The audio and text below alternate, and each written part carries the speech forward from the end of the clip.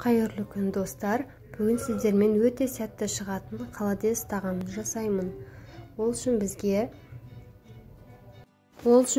ірі малдың сирақтары қажет болады.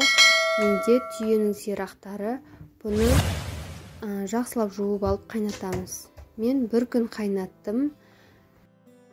Менде жақсылап қайнады. Сіңірлері сүйектен ажырап қалатындай қайнау керек. Бір күн қайнап шықты. Енді осыларды сүйегінен ажыратып, сорпаның ішін жақсылап тазалап аламыз.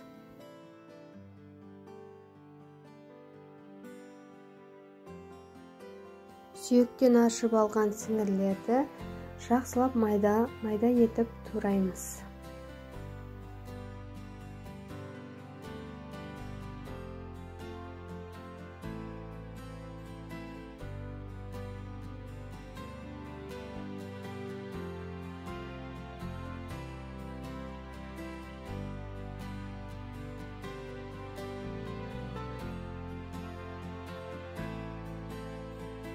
Сіңірлердің бәрін сорпаға салып, енді сәбізді майда етіп, оны да сорпаға саламыз.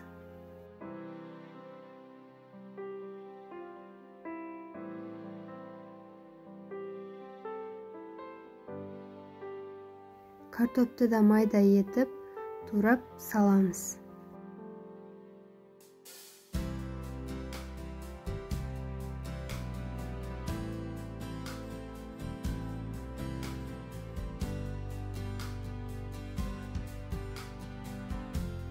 Барлығын салып жақсылап қайнаттық.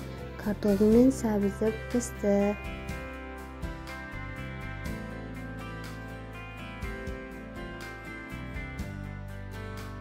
Енді сарымсақ, лавр жапырағы және дәмдеуіштерді қосып, жақсылап тағы бір қайнатамыз. Жақсылап қайнап шықты. Енді осыны терең легендерге құйып, бір күнге қатырып мұздатып қоямыз.